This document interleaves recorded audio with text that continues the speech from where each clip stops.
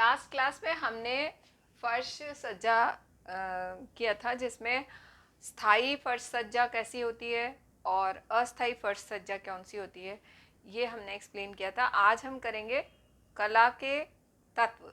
फर्श सज्जा में कला के तत्व, इसमें सबसे पहला है रेखा, आकार और नमूना।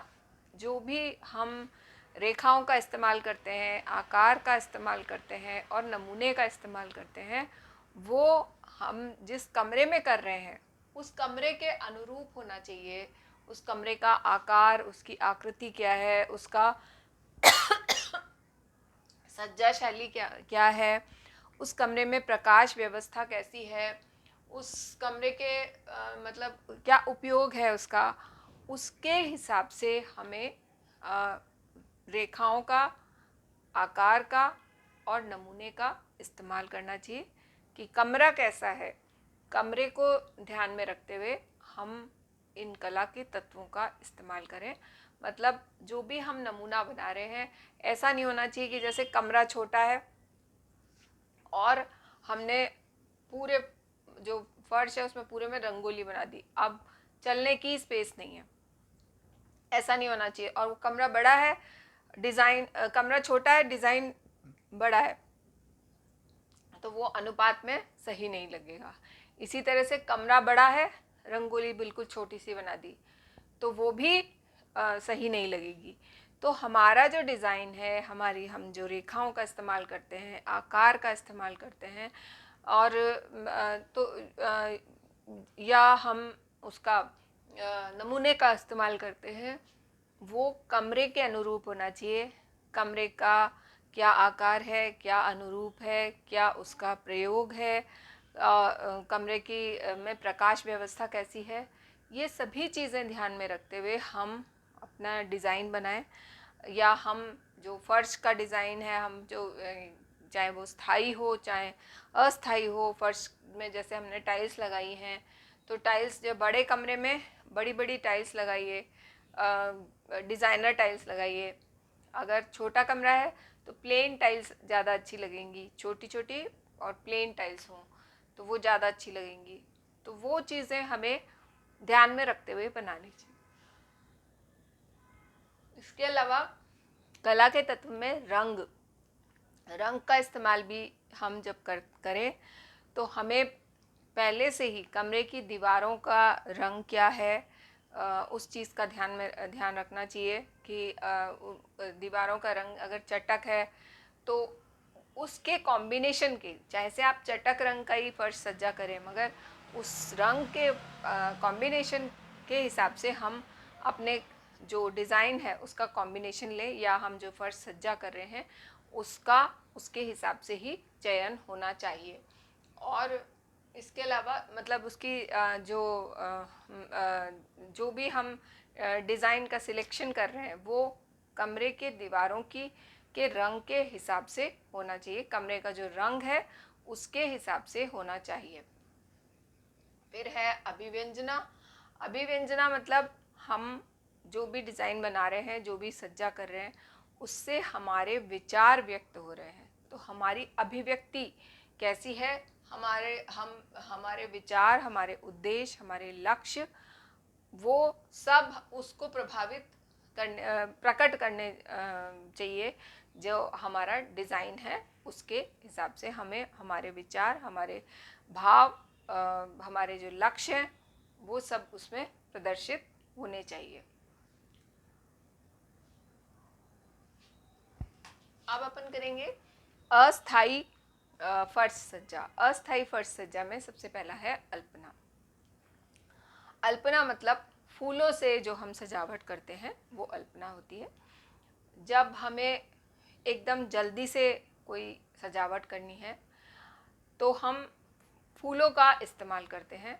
ज़्यादातर आपने इंस्टीट्यूशंस में भी देखा होगा कि जैसे कोई सरस्वती की प्रतिमा है या कोई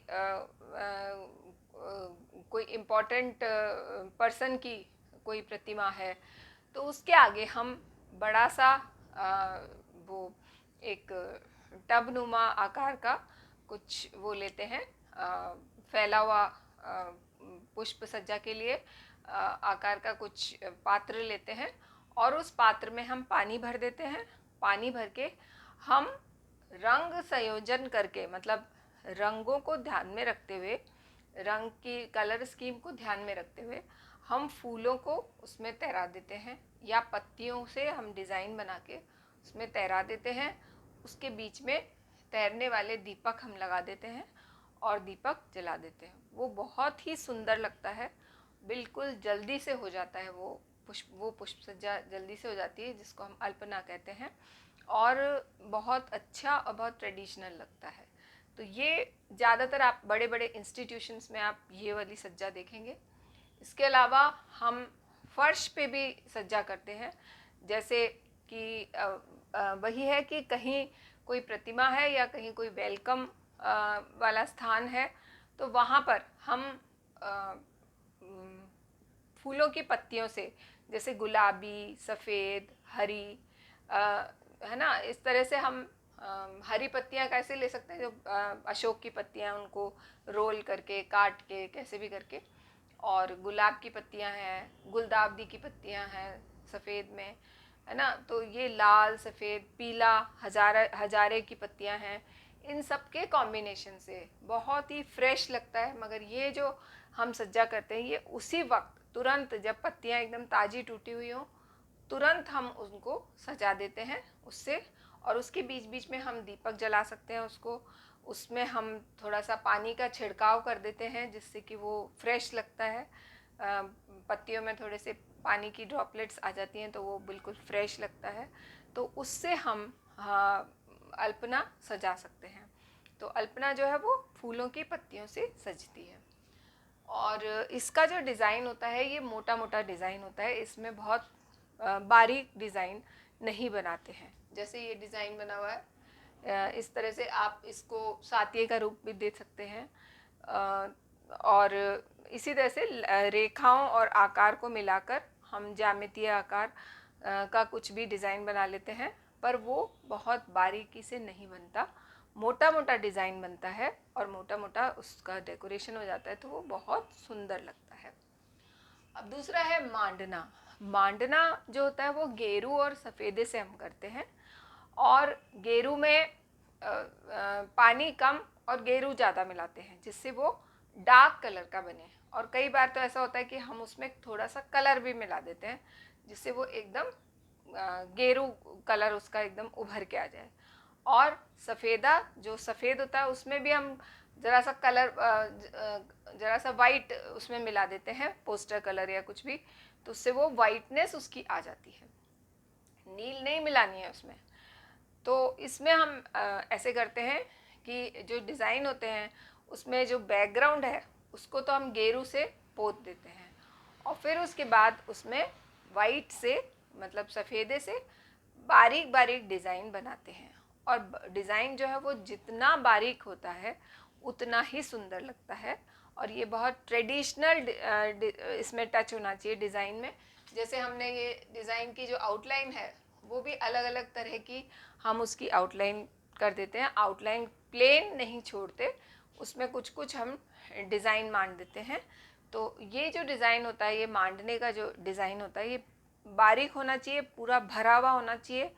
और मतलब जैसे लीपते हैं ना, तो वो मिट्टी का अगर आपने लीप दिया, तो उसमें भी गेरू और सफ़ेदे का डिज़ाइन हम बना सकते हैं। और नहीं तो जनरली यही होता है कि गेरू से लीप दिया जाता है पूरा, और सफ़ेदे से उसको डिज़ाइन कर दिया जाता है। तो इस तरह से इसका डिज़ाइन बनाया जाता है। और इस डिज़ाइन में हम ध्यान रखें कि जितना बारीक डिज़ाइन होगा उतना ही अच्छा होगा, उतना ही गेटअप आएगा उसका, उतना ही वो सुंदर लगेगा। तो ये जो मांडने का डिज़ाइन है, ये डिज़ाइन आपको कहीं अलग अलग इंस्टीट्यूशंस में वॉल पे भी वो बना के और लेमिनेट करके लगा देते हैं। कार्डबोर्ड पे उसको मांडने का डिज़ाइन बनाते हैं, बहुत खूबसूरत लगता है।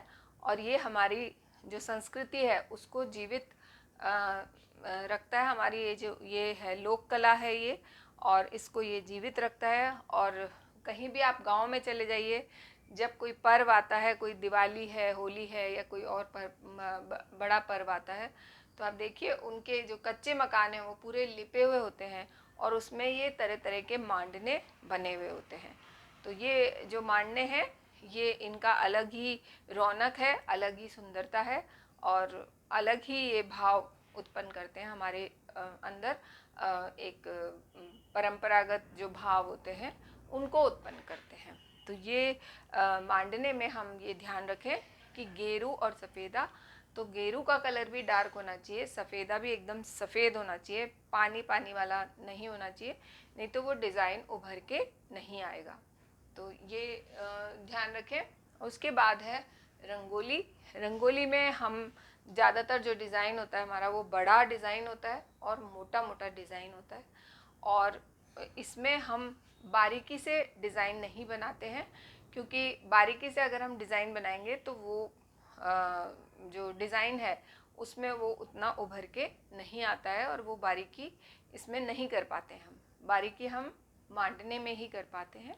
तो रंगोली को हम सजाने मांडने में भी हम दीपक जला सकते हैं उसमें, तो वो सुंदर लगता है, या फिर हम कांच से या शीशे से उसको सजा सकते हैं। इसी तरह से रंगोली को भी हम कांच का इस्तेमाल कर सकते हैं, या कोई कलर्ड डस्ट होती है उसको हम डालकर उसको हम जो चमक होती है उसको हम डालकर रंगोली का बना सकते हैं। इसके अलावा हम दीपक जलाकर उसको और ट्रेडिशनल बना सकते हैं। तो रंगोली में हम तरह तरह की चीज़ें इस्तेमाल करके और उसको और सुंदर और आकर्षक और अच्छा बना सकते हैं। और इन सब का जो डिज़ाइन है वो डिज़ाइन हमें कला के तत्वों को ध्यान में रखते हुए बनाना चाहिए कि जहाँ हम बना रहे हैं किस प्रयोजन के लिए बना रहे हैं, किस जगह हम बना रहे हैं और वहाँ पर किस तरह का मूवमेंट है। ऐसा नहीं होना चाहिए कि आपने बिल्कुल चलता हुआ रास्ते में बड़ी सी रंगोली बना दी, अब जाने का रास्ता नहीं है, कोई जाएगा तो वो बिगाड़ेगा उसको, तो ऐसा नहीं होना चाहिए। इसी तरह से अल्पना भी ज़्यादातर बनाकर और उसको क्लियर फिल्म से पूरा ढक दिया जाता है, जिससे वो एकदम बिगड़ता नहीं है और वो सुंदर लगता है। तो ये भी हम कर सकते हैं। तो इस तरह से हम जो डिज़ाइन बनाएं, चाहे वो अल्पना हो, चाहे मांडना हो, चाहे रंगोली हो, उसको हम और आकर्षक बनाने के लिए हम उसमें तरह तरह की चीज़ें इस्तेमाल करके और उसको और आकर्षक और सुंदर और अच्छा बना सकते हैं, जिससे वो हमें जो हमारी परंपरागत जो हमारी वो है हमारी कला है, वो कला हमारी हम जीवित रखें। और इन सभी डिज़ाइंस में, जैसे रंगोली में ज़्यादातर फूल का डिज़ाइन होता है, मोर बनता है, या कोई देवी देवताओं का चित्रण करते हैं। और इसी तरह से मांडने में भी जो चौक मंडते हैं वो अलग अलग तरह के चौक मंडते हैं।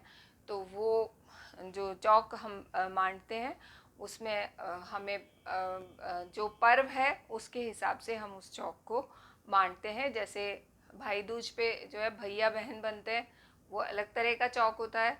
तो इसी तरह से जो गोवर्धन है उसमें कृष्ण जी का वो बनाते हैं आकार, उसमें सारी दुनिया की चीज़ें बनाते हैं उनके पेट में, उनके मुंह पे। तो ये सारी चीज़ें हम ध्यान में रखते हुए उसको बनाते हैं। तो इस तरह से फर्श सज्जा आपकी बहुत ही आकर्षक, बहुत ही सुंदर लगेगी। Thank you.